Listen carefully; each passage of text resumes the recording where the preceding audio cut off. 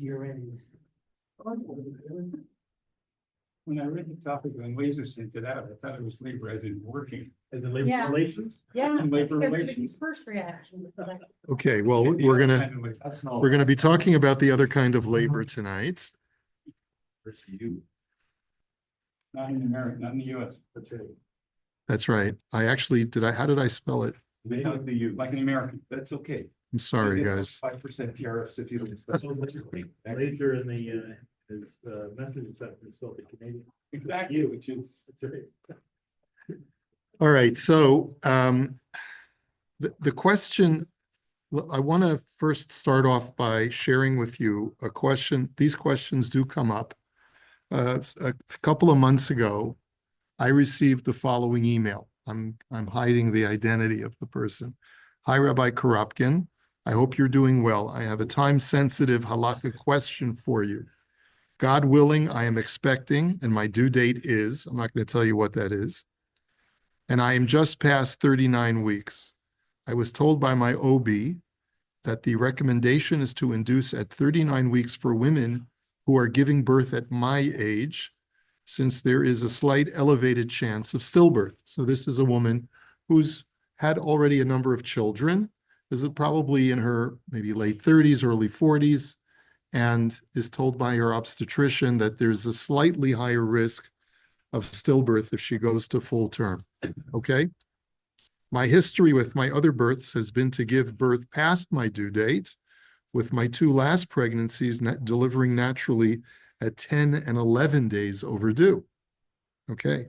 Although the typical recommendation is to induce at 39 weeks, my doctor is not insisting on this and has allowed me to finish my week of teaching this week, given how my pregnancy has progressed until now, Baruch Hashem. She mentioned the possibility of an induction this Sunday or Monday, which is just before 40 weeks, but is leaving the decision up to me entirely as to when and if I want to be induced.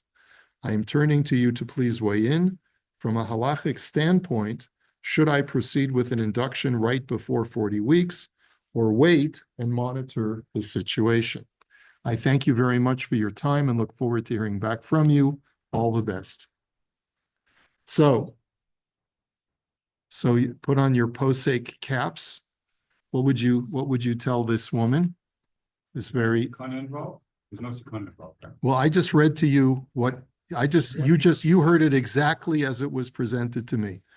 If there was a sakana involved, do you think the obstetrician would leave it up to her to decide? Okay. Hopefully.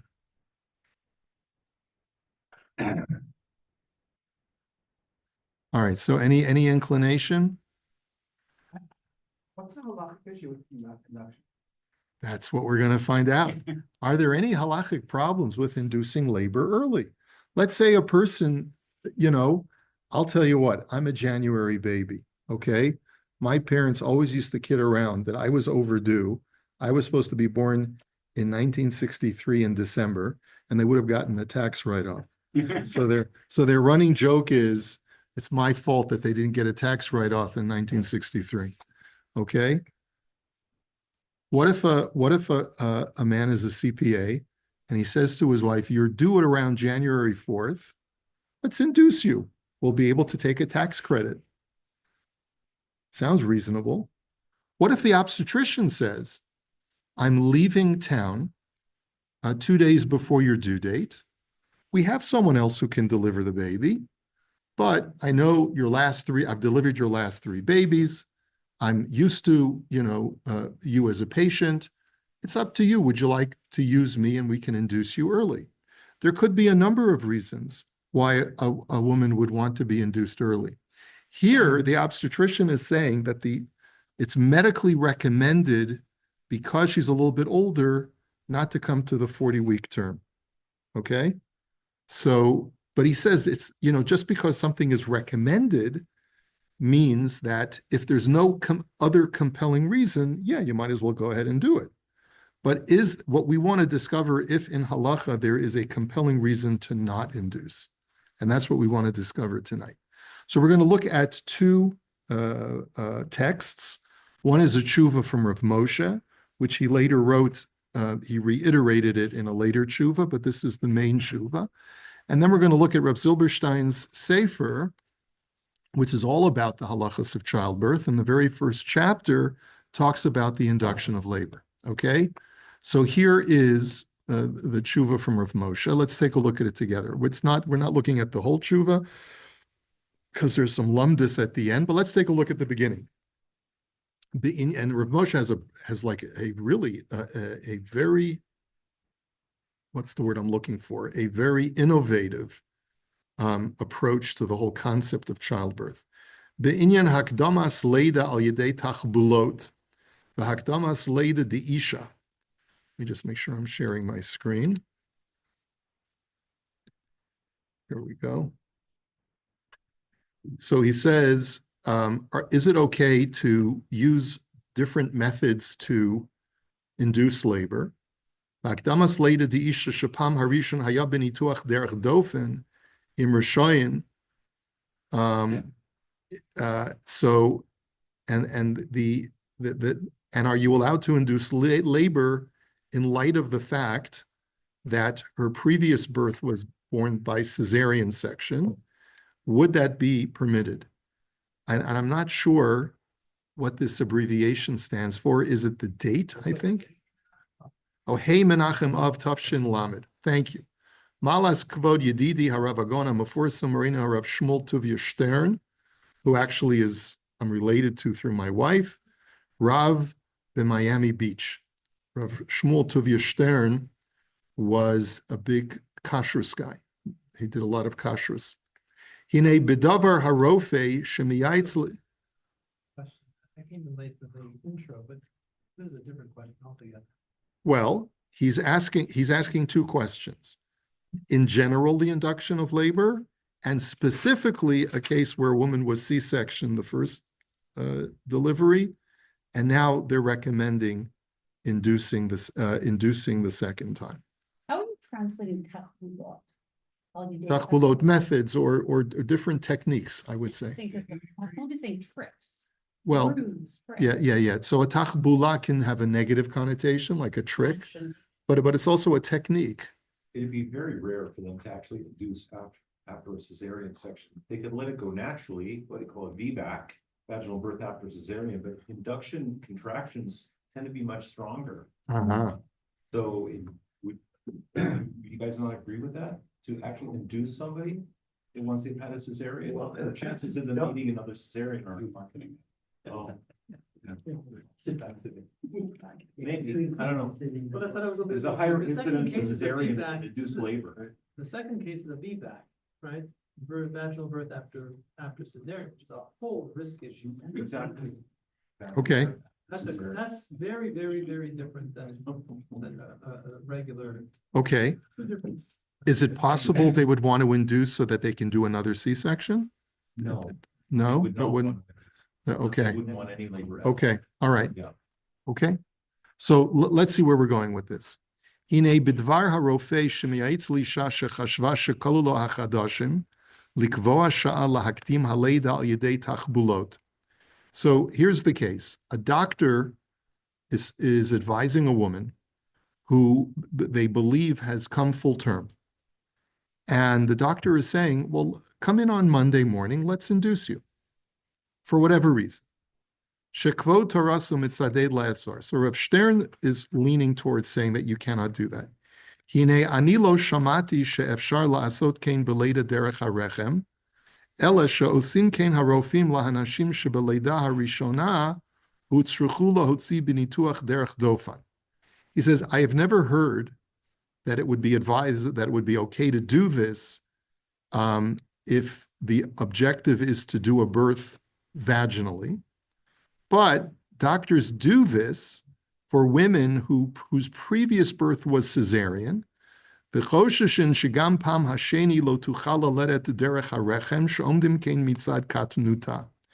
the doctors feel that she will also, the second time, not be able to give birth vaginally because the vaginal canal is too narrow. Or I guess her anatomy won't tolerate that's, the baby coming through. Shebazeh omrim laharofim she'en lachakot ad shiyu lachevle haleda So the doctors in that case do not set a date. Sorry, they don't wait until she goes into labor. Elakovin lo yom la yom la asot hanituach. But what they do is they set a date. This is when your cesarean is going to be. Kishelafi umdana shel harofim hu kvar higia zman haleda be'erech. And they say, this is the date where we think the baby will have come approximately to full term or near full term. So therefore, it's safe for the baby to be born.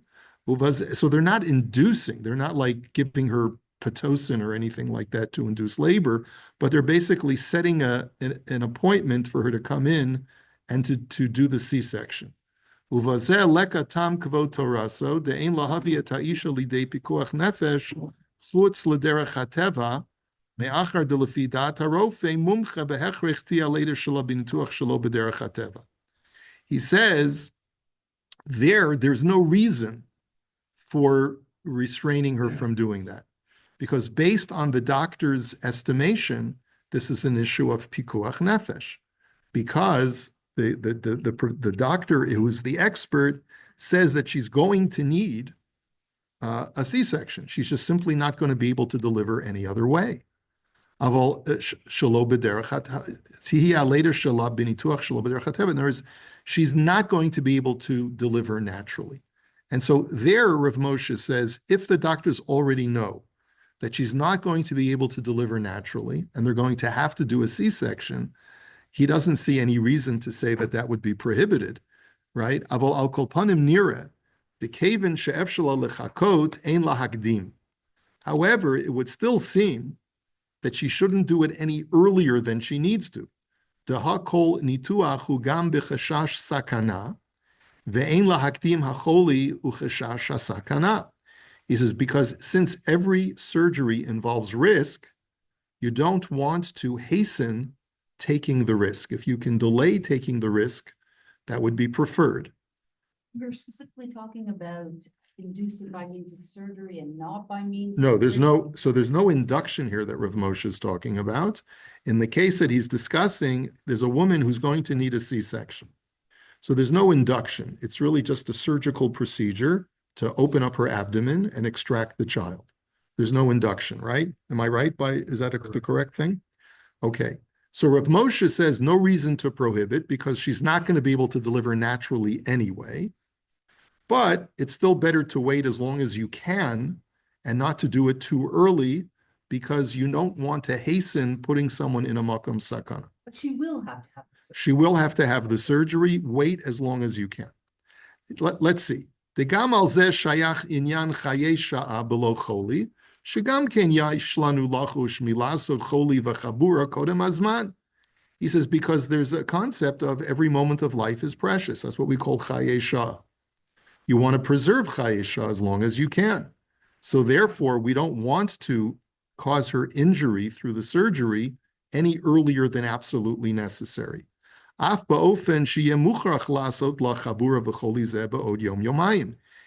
though it's just a matter of days of waiting until we're going to have to deliver the baby in this way. And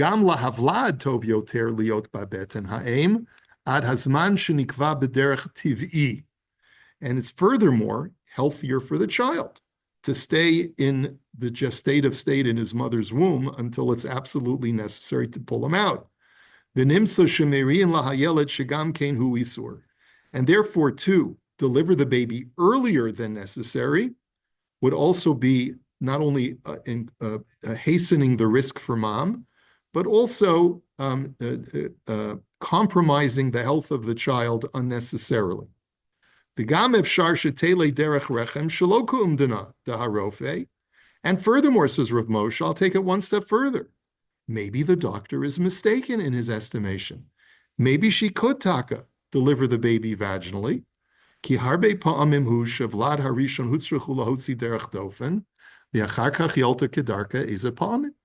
Because it does happen. What was that acronym that you called it? VBAC. Vaginal birth after cesarean. VBAC. So maybe it sounds like a Yiddish word. Ich weiß, VBAC. Yeah. So anyway, Umasha harambam beperish hamishnayis bechoros perak yesh bechor kosev demasha omrim hamagidim shahaisha chaya achar shekorim dofna umit aberet violedet eni yodea lo tam v'hu inyan zar ma'od. So the Rambam actually says in his Perish Mishnayos that it's virtually impossible for a woman to have a regular vaginal birth after having had a cesarean. The way he describes it is they had cesarean surgery in the times of the Rambam, even the times of the Gemara. But he calls it tearing open the stomach in order to extract the child. How could it possibly be, the Rambam says, that she could carry a baby regularly after that? But the Rav Moshe says, even though the Rambam says it's davar muzar, it's really something that he doesn't think is possible. And he was a doctor after all, right? But hinei bizmanenu hu masim la'alafim kahamagidim sha'osim nituach lahotzi havla derech doifan v'chayot umitabrot v'yoldot. But today in modern medicine, 1,000 years after the Rambam, it's actually quite common. It's quite prevalent. 1970. Yeah. In 1970, if you asked an obstetrician, would you deliver a baby with a first delivery with by cesarean section? Yeah. Vaginal? Answer would be unequivocally no. Really? Because the risk is uterine rupture. Is what the Rambam is referring to. Okay. The birth. Chance of having uterine rupture, the baby will die. It's only when VBAC became a very, very big push in the last 2 decades or so that hospitals are pushing for that, trying to reduce whatever. Yeah. Huge Mhm. amount of politics to try to do it, but The old school didn't believe in it. It's gonna be a. Okay, so if you have access to these old journals back in the 1970s, see if you can find any literature where VBAC was being advocated as early as 1970. We'd be curious. ChatGPT, right? Do that later. Oh, thank you. Thank you so much. I happened to see an episode of Call the Midwives right in the beginning of the 1970s, and they were telling the woman that she had to have a cesarean. In the Really? episode, she gave. birth Interesting, to it. interesting. It was really- Remind me, are you a midwife? No, No, but Okay. similar in account. right, you're an accountant, yeah, okay.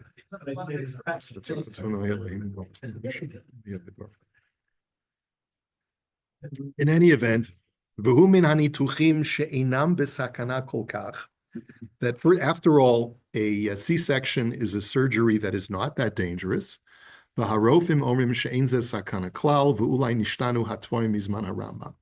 Doctors say there's no risk at all, and therefore VBACs are quite common. And however, maybe the teva changed since the times of the Rambam.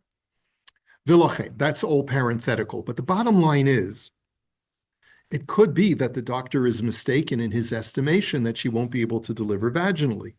And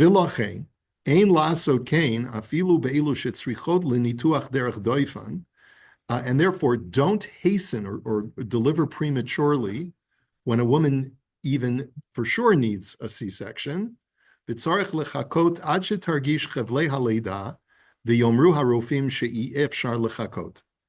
you have to really wait until she begins labor.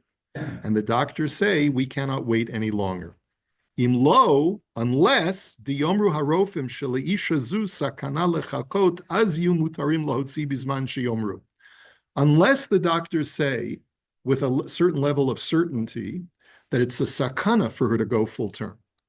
If they say it's a sakana for her to go full term, so then just do it whenever the doctors say you should do it. V'im kein lo shayach la'asot kviyat bizman kodem ledina. But even then, try to push it off to the last possible date where the doctors say it's safe for her to deliver. Okay? Would be the same if the sakana for the child, for the kid? Yeah.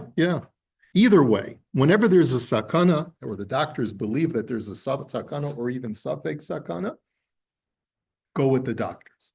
But remember, there's a difference between safek sakana and the thing that I just told you, the shaila that I read for you, where you can see the doctor's not saying there's a safek sakana mamish. The doctors are saying there is this greater risk, but it could be a very small risk of stillbirth if you go full term and you're 42 years old, let's say. But from a statistical standpoint, it's probably still a very, very low statistic of stillbirths. But the doctor is saying you want to avoid all risk, then we'll induce you early, okay? Practically speaking, I mean, this is a little bit inaccurate. The reason they set the date is they want the date for the section to be before the labor. And now they're saying, wait till labor starts and then go right away. Right away, when that happens, there's increased risk. Right. Yeah. You're gonna get a crash section and. Yeah, my wife had a C-section when she was well into labor because the cord was wrapped around the baby's neck. So you can do a C-section. Planned C-section after. That's the goal. We're gonna plan the section before we think you go into labor. Oh, you went into labor before your date, come on in and we'll take care of you. But that's not, it's not like wait until you go into labor and then come for the section. And who has a surgical schedule that can accommodate that kind of logistic? Well, I mean, doctors who are obstetricians always have to come at unexpected times, no? Doesn't always happen at night, happens during the day, got a Okay. full slate of the OR. Yeah, I can't, you know, they don't do it, they don't do that. okay. Yeah. So did Ramosha change, originally we said Roselle Lekatam. Trying. Referring to Rav Stern's argument to Aser, he said, I don't agree that there's any reason to Aser in a situation where the umdana of the Rofim is that she absolutely needs a C-section. So bring her to that point where the doctors feel shekvar higia zman haleida be'erech, that the time of the late has already arrived. And so it could be that he's equivocating a bit. It could be he's saying that he's backtracking and saying, if she, well, not necessarily. Sounds like he's saying that if she hasn't reached term, it's better to wait until the very last minute before you have to deliver the baby, before you perform the surgery. It might even be better, he says, to wait until she goes into labor. And here he's probably talking about where it's not full term yet. You know, wait until the very last minute that you can. That seems to be what he's saying now. I don't think he's being choser. I think he's saying in the previous case, if the doctors feel she's reached full term and she's not, there's no option, zero option for her to deliver regular, so then it's okay, perfectly okay. Now, he hasn't told us yet. Now, Is the reason why that if there's a risk of dying from surgery, we want to push that death to have as much life as possible? right. So it sounds like what he's leading to is that he's a naturalist in the sense that he feels nature is always safer than the unnatural path, right? Than intervention. That seems to be the direction he's going in. And now he's going to say that more explicitly, okay? Would he also say that no pain reduction would be allowable? We're not going to talk about pain tonight. Not going to talk about pain tonight. That's a separate shaila. It's a good shaila, but we're not going to get into that in this particular instance. Now, v'im ika mitziut kasher shama kvot taraso, sha'af leleida derech rechem kovin yom mesuyam etzel harofe la'asot tachbulot shetelet et havlad. He says, now, Rav Moshe says, I've never heard of this, but you Rav Stern claim that sometimes they will even make an appointment to induce a woman to give birth vaginally also. He says, and it's not through surgery, but rather through the taking of medication. And the medication causes a woman to go into labor prematurely, and some places do that. Nami yesh la'esor im eno ba'ofan shemekasher le'leid yesh la'isha sakana. Here too, you cannot permit it unless it's very difficult for a woman to give birth at full term, and there's doctors say it's a sakana for you to come full term, so we need to induce you early. Af sheleka hata'amim shekatavti, even though the reasons that I've written above don't apply, because with a C-section, we want to wait until the last possible minute to avoid sakana to the mother and sakana to the child, right? Here, the argument could be, let's induce you, if you haven't given birth by Monday, which is your due date, we'll induce you on Monday. Why should I say that it's usher? See, here's what Rav Moshe says. Shaharei eino osa chabura b'nituach, elamaktim leida hativit shal yidei hasamanim teleid leida tivit. So Rav Moshe says, you might argue, what's the problem here? You're not doing any kind of surgical procedure to bring a woman to sakana. which is why I'm hesitant to permit you to do a C-section too early. So here, all you're doing is you're giving her Pitocin to induce labor, and she's going to have a natural birth. So what's wrong with that? Mitzad shelahavlad tov liot babeten ha'em adazman sha'ita yoledet me'atzma. So Rav Moshe says, because the reality is, trust God's process, essentially is what he's saying. God wants that child to be in utero until the baby's ready to come out. Even, one second, please be patient. Even if the doctor says you've come to full term, but the natural process is to wait until she goes into labor. That's the natural process. Va'afim lifa'amim, iko umdana meharofim havlad leka shum to'elet. And what if the doctors say, you know what, there is no more benefit for the baby? I remember when my wife gave birth to some overdue babies, the skin was more shrivelly, right? There are certain, correct me if I'm wrong, Laser, there are certain symptoms of an overdue baby. There's more skin that is peeling, right? And The amniotic fluid is down. There's too little amniotic fluid. maybe there's too little amniotic. Oh, 1 second. You're saying that this may be harmful to the child. 1 second. He says, here he's not saying that it's a sakana to keep the baby in longer. He says, what if the doctors simply say there's no benefit, there's no further benefit to keep the child in utero any longer? Nami ika svarat kvo torato, mitzad she'etzem haleda hu inyan choli v'sakana ein lahagdim. He says, but your argument, Rav Stern, that hastening leda, hastening birth, is hastening a woman to put her into a makom sakana. With the props. Good timing. Yeah, good timing. Yeah. Although that doesn't sound like a newborn. Av shehi ota sakana tivit atzma.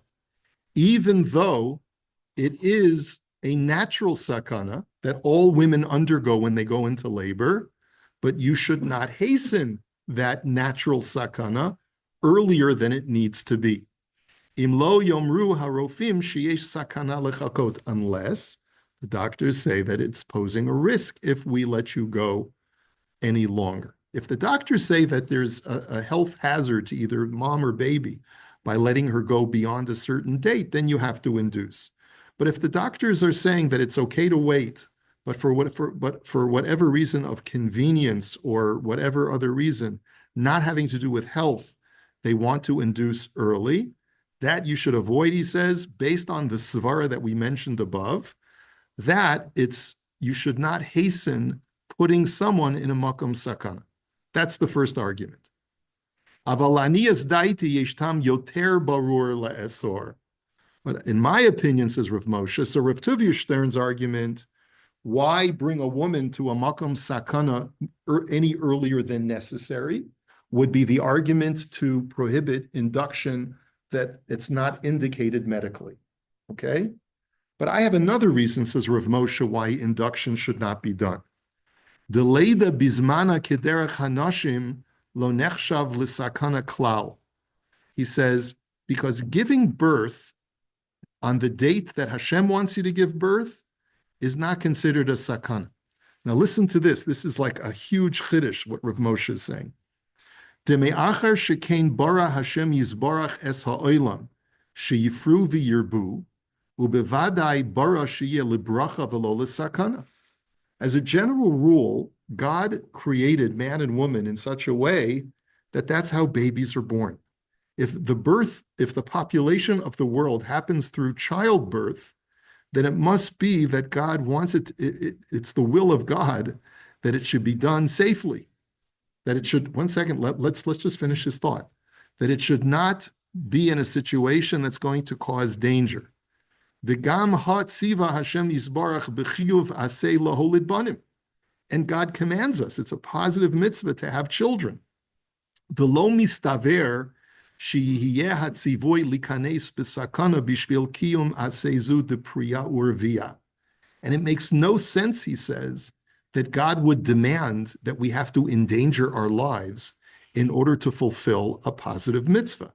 So ergo, there really can't be any sakana involved in natural childbirth. Now, this sounds crazy. because we haven't finished the idea. Let's finish the idea first. ובפרט שהנשים אין מחויבות בהעשה דפרייה ורבייה, שנצטרך לומר שנוסנה התורה להם רשות להיכנס בסכנה להוליד בנים. And even one step further, a woman is not commanded to in the mitzvah of pru or vu. If a woman is not commanded in the mitzvah of pru or vu, then how in the world could God tell a woman that she has permission to endanger her life to do something that she's not commanded to do? What right does a person have to enter themselves into a makom sakana when there's no reason to, when there's no mitzvah for a woman to have children? So what right does Hashem expect women to do this? And therefore, so he says, "Elet tzarich lomar she'ein bazeh sakana klal." We therefore maintain that there is no sakana in natural childbirth. Hainu shehivtiach Hashem yitbarach shelo yihiyeh bazeh sakana leolam. And basically what God is saying, have kids, have children, have babies, and there's no sakana in having babies. Now, what about the fact that some women die in childbirth? Rachel Imeinu. Rachel Imeinu and others. Uma she'ira shemetot bishat leidatan, hurak machmat shemechuyavot onesh. He says the only reason women die in childbirth, again, we're getting the sound effects, is because women are being punished by God. And God chooses an opportunity to punish them in the course of childbirth. Kiditnan b'Shabbos Taf Lamed Aleph.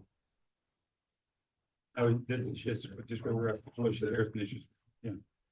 So is he literally saying that every woman who dies in Hold childbirth? on. All I ask is that you let us finish his idea, and then we can discuss it. Okay?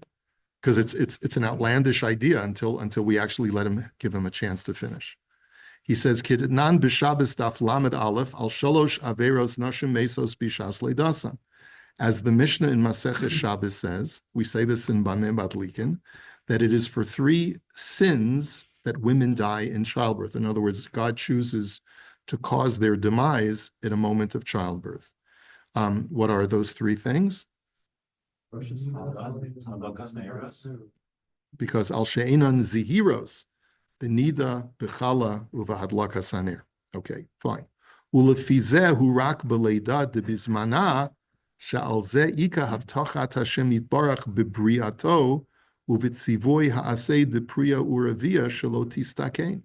So listen to his argument. If God promises that childbirth is safe, it's only under the rubric of natural childbirth. In other words, if a person were to tamper with the natural process of childbirth, they no longer have God's guarantee that this is a safe procedure, that childbirth is a safe thing. He's speaking quite theologically now. His theological argument is that the Ribono Shel Olam told us to procreate. If God told me to procreate, it must be that this is a safe thing to do. And he's giving his imprimatur and his guarantee that I will be protected. So if that's the case, I only have that guarantee so long as I use God's natural system. But once I tamper with the natural system that God gave us to have children, I no longer can assume the guarantee that God gave that childbirth is safe. And therefore, anytime I tamper with the system by inducing labor, I'm sort of leaving God's protective guarantee, and therefore I'm increasing sakana. So that's his argument.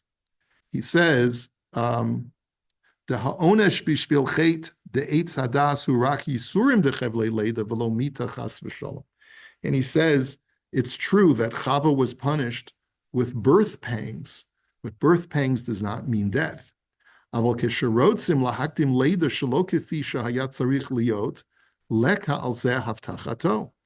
by inducing labor, you no longer are under God's umbrella protection of safe childbirth.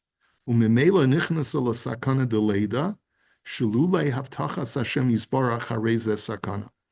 therefore, anytime you induce labor, you are now entering in a sakana situation because you're no longer under God's protection or his sort of guarantee of that childbirth is safe. V'lachein hu davar asur lasos tachbulot lahakdim leida, im lo kisheika sakana lechakot kidle'el. And therefore, you are never allowed to induce labor purely for non-medical reasons, i.e. for convenience reasons or things like that. But if there's a situation where the doctors say that it's a sakana to let her go full term and do it naturally, then you would be allowed to induce. Okay, so it's crazy when you think about it. It's because it's like, it's min hakatzeh el hakatzeh, like two opposites. When the doctors say there's a sakana, so then you should induce labor. It's your mechuyev to induce labor. When the doctors do not require you to induce labor, by inducing early, you're causing a woman to leave God's divine protection of that childbirth is safe. And therefore, you're doing a disservice to both mother and child because they no longer have God's sort of warranty that childbirth is a good thing and a safe thing. What about the fact that certain women throughout history, and even to this day, die in childbirth? That's got nothing to do with God's protective mechanism over childbirth. That's simply because they're dying because of a completely separate decision that they deserve to die. And the moment that Hashem deems them deserving to die is during childbirth. Okay, go ahead. So far Miriam. more women died in childbirth in times before we had medical procedures that we have today. Correct. So were women much more sinful in those? I mean, it doesn't bear out. No, it's not that women were more sinful, but we do need to take into account a number of things. Yes, it's true that more women died in childbirth 100 years ago than they die today. But you know what else happened more 100 years ago? Men and women died in their 50s and 60s. And that doesn't happen anymore today either. Does that mean that people 100 years ago were more sinful than they are today? No, of course not. It just means that we have figured out new techniques. Every era has a new way for Hashem to either protect or not protect people's lives and prolong people's lives or not prolong. But it doesn't necessarily change the theology. The theology still might be a sound theology, and each era that a person lives through has a different sort of set of parameters as to what's as to how to view what's safe and what's not safe. He's saying going natural will be under the umbrella of God's protection, using any intervention. Forget about induction, maybe even having a midwife beside you is not perfectly natural, maybe perfectly natural. Right, so he's not saying that. He's not saying that medical assistance is unnatural. He's saying the induction of labor is unnatural. Where does the line fall? That's a good question. It's a fair question. What about using forceps, right? So these are all fair questions. I'm not saying that this shaila is completely crystallized and removes any gray area, but it is very insightful as to see how Rav Moshe is thinking about this. Okay, so far, yes, Eddie. I have two questions on this. So he said at one point, Rav Moshe said at one point that how could we, there must be no danger to natural childbirth, because how would we expect a woman to voluntarily enter this process if there were danger? But I actually thought that there was an opinion that the reason why they're not commanded to do Peru is because there is danger, and God wouldn't command a woman to. Interesting. It seems like Rav Moshe is not subscribing to that idea. We don't. The question is, how do we know that only men are commanded in Peru Urvu? And that's based on the fact that when God gave the mitzvah of Peru Urvu, Chava had not yet been created or extracted from man.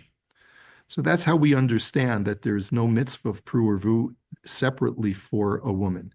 Could the reason have to do with the fact that it might be because she's causing herself sakana?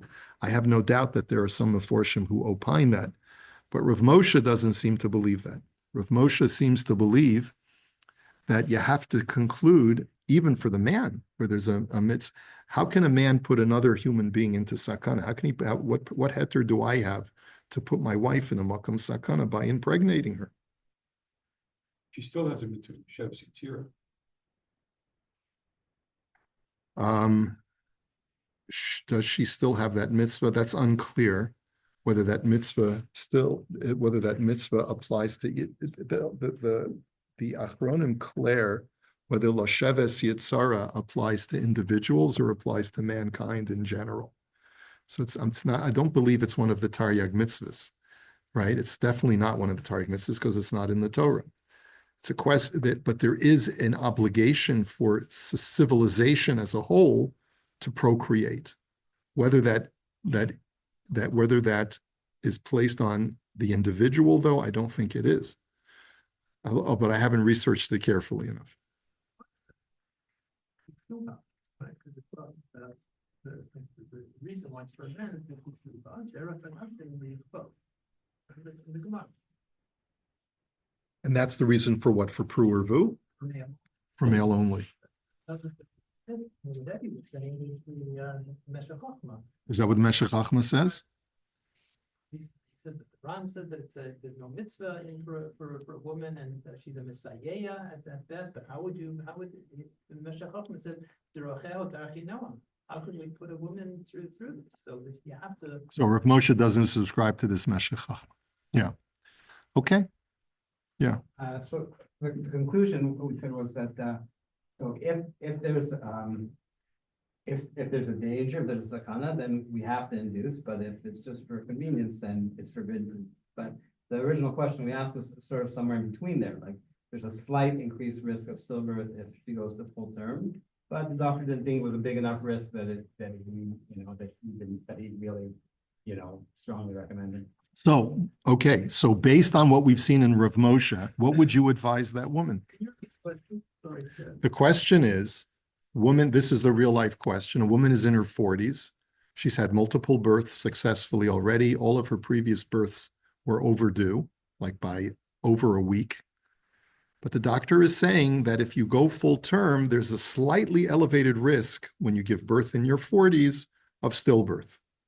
And therefore, it's indicated by the medical community to induce labor before you go full term, but only because of that slight elevated risk, the doctor is not mandating that it must be done. He's saying it's up to you to decide. So, based on Rav Moshe's tshuva, what would you say? No. Can't do it. Yes, No can do. Yeah, Miriam, you would say, yes, go ahead and do. because we're talking again about a medical reason to He's decrease leaving it up to her. Laser?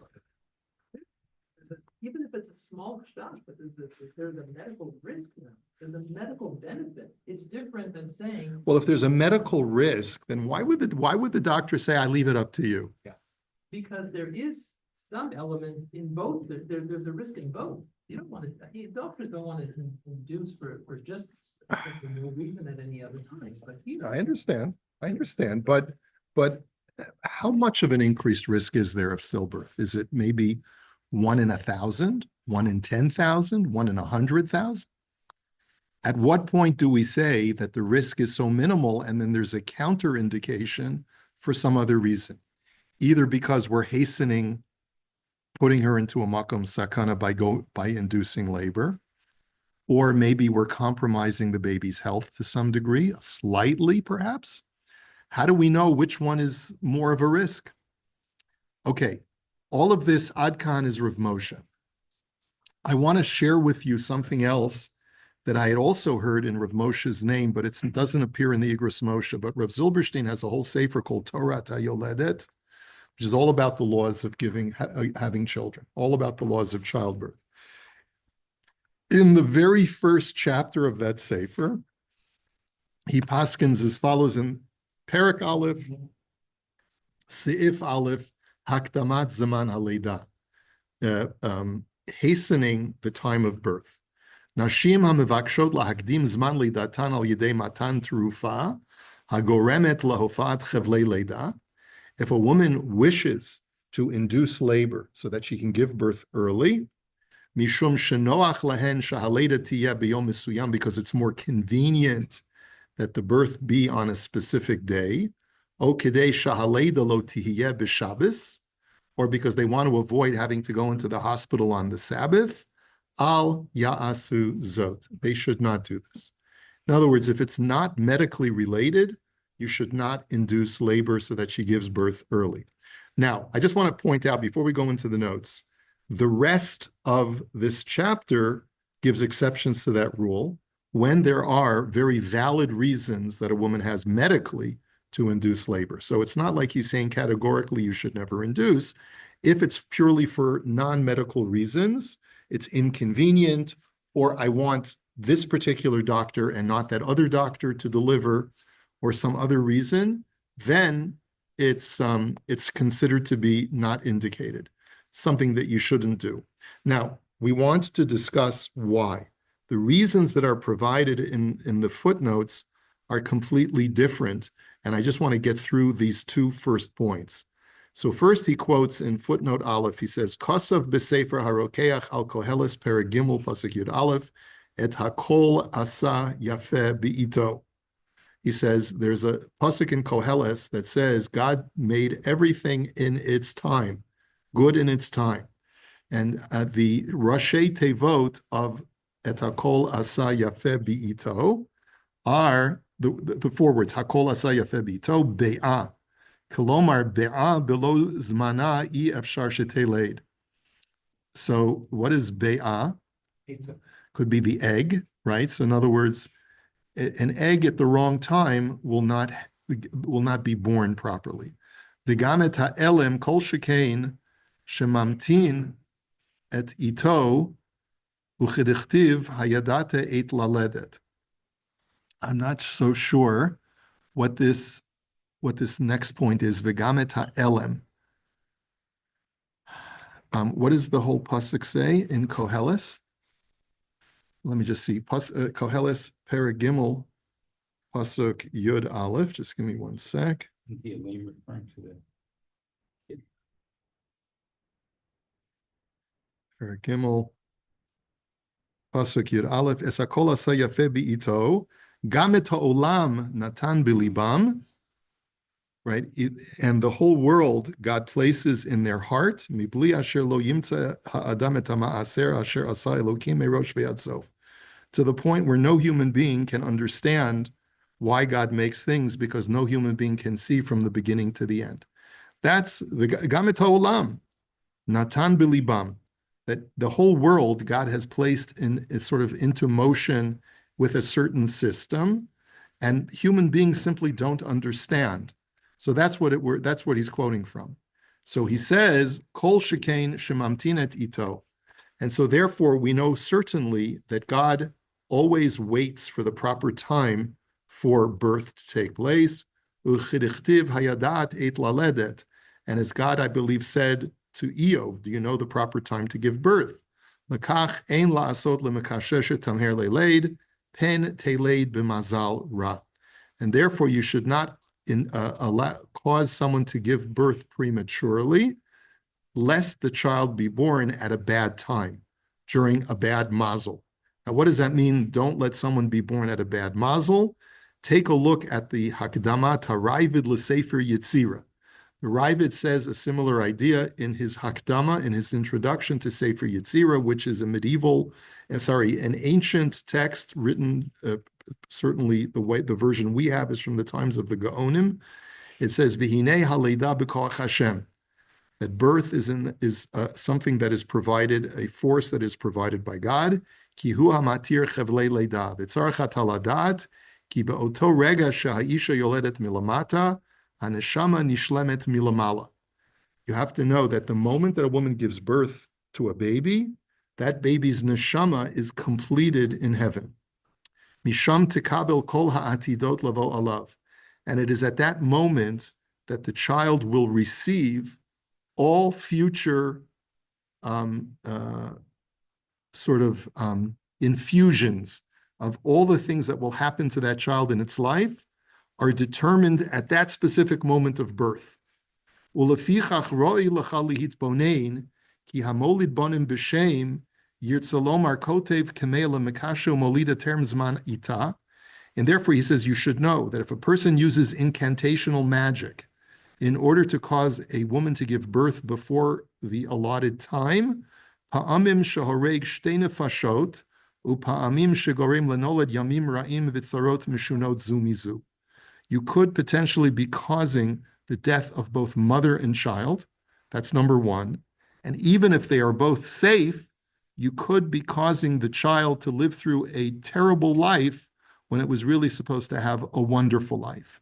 V'ha'elokim damo yivakesh, and God will seek out the penalty for someone who induces labor in such a way. Meaning that you should not tamper with the mazel of the child by inducing labor, because every child is supposed to be born under a specific mazel, and if you induce labor, you could be causing a child who's supposed to have an amazingly amazing life, and just 5 minutes or a day or a week early, the entire mazel of the child is completely changed from good to bad. Could it go from bad to good? Of course, anything could happen.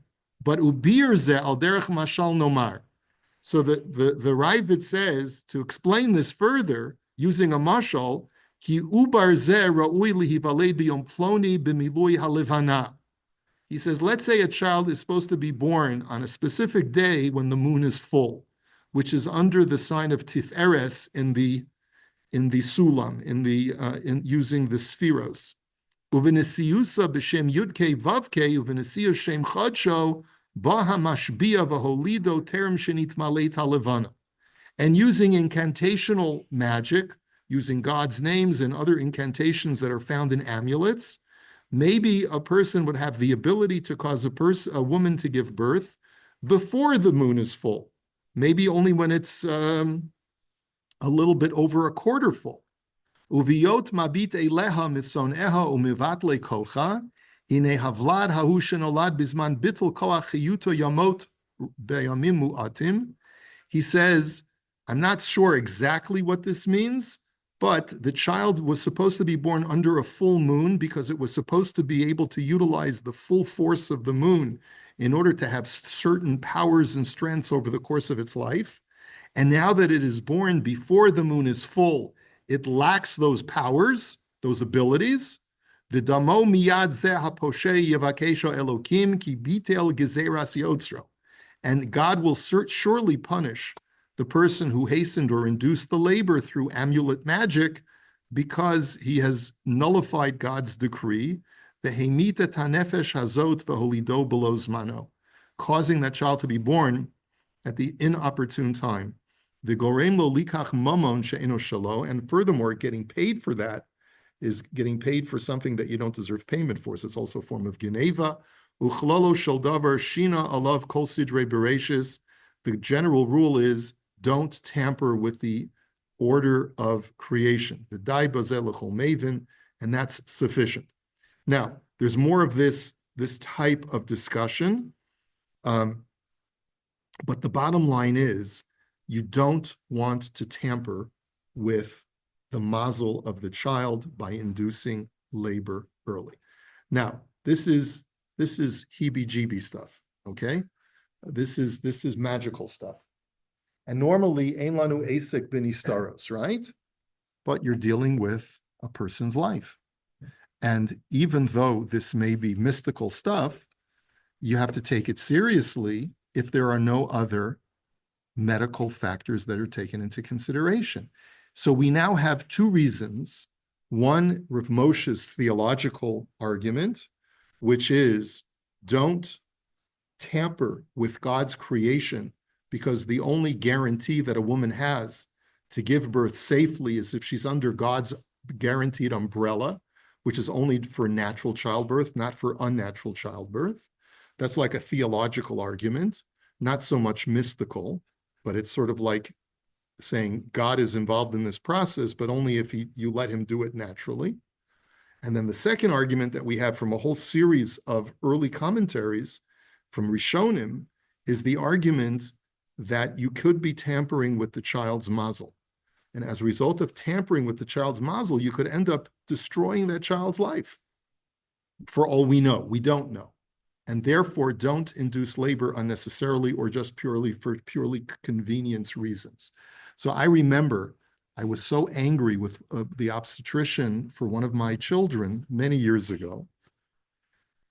He broke my wife's water with a lance. He induced the labor because his son was coming back from a trip and he needed to pick him up at the airport. And he said, we're going to have this baby. I guarantee you within the next 10 minutes, we're going to have this baby. And we were idiots because we were young kids at the time, so we didn't know any better. But looking back at it, we were so upset with this doctor because for all we know, he may have tampered with our child's mazel. We don't know. And so sometimes doctors are guilty. Sometimes the mother herself is guilty. She doesn't want to delay it. She wants the tax break, whatever. There could be any number of reasons why you want to induce labor. But the bottom line is, don't do it. Don't tamper with God's system, says Rav Moshe. Don't tamper with the child's mazel, says the Ravid and the Rokeach. Hakol yafeh asa bi'ito. God, let things happen naturally unless there is a medical reason to hasten birth. Those are the reasons, those are the things that I want us to look at tonight. Miriam, go ahead. Hasten birth by, let's say, the mother going for a run the day before, or. That's still natural. That's all that's natural. That's all natural. Even breaking the water could be considered natural. No, breaking the water is not natural. Yeah. Breaking the water is not natural. No, what do you say? It's an interesting topic, right? Yeah. Every day. Are we a Halakhic concept from something in Kohelet at the Kolasat? Yes. Yes, we normally don't. We normally don't, but because this is because we're basically learning a concept. There are many times when we can derive concepts that can be applied halachically. There's a general concept that's involves Jewish thought or theology. You shouldn't tamper with God's creation. This has multiple applications, not just in childbirth. One of the Sefer HaChinuch, just as an example, says the reason why Sirus Behema is asur, why you cannot spay or neuter a pet or an animal for that matter, is because you cannot tamper with God's system. God wants these animals to procreate. What business do you have to tamper with the Bria in that way? So there are other applications of this in trying to understand why certain halachos are the way they are. Even though it's a chok, people say maybe that's the basis for kilayim, by Abraham and so on, because you're messing with God's. Yeah, you're messing with the cosmic fabric. Yeah. What about agricultural things? If we left it just to God. You're right. You're right. There's so many counter arguments, as you are very aptly providing. Hashem wants us to be his partner in creation, right? To make the world a better place. But there are limitations to even that, right? So that if we go so far as to genetically modify vegetables and fruits, there might be rabbis who would say, you know what, probably better not to genetically modify certain things. You know, maybe if corn is supposed to be eaten a certain way, turning it into high fructose syrup may not actually be the best thing to do. And we're actually seeing the ramifications of us tampering too much and with these highly processed foods and genetically modified things. Anyway, yeah. Like of all, you talked about the accountant, and you talked about all the different ones. There's one which may have a halachic implication, which is, one example he said was the obstetrician going out of town. Yes. But the obstetrician going out of town may sound frivolous, but there is a concept of lo menakol. Yes, you're right. And Rav Zilberstein does say that if this is an expert OB and you're worried that the person replacing this OB is not going to be as expert in delivering of your baby as the other OB is, that still is justification. That would be justification. Even more than that. I'm gonna take that a step further. But I'm talking about How many people. times have you gotten a call? This happens to me with somewhat regularity, not uncommon. The model's gonna be out of town.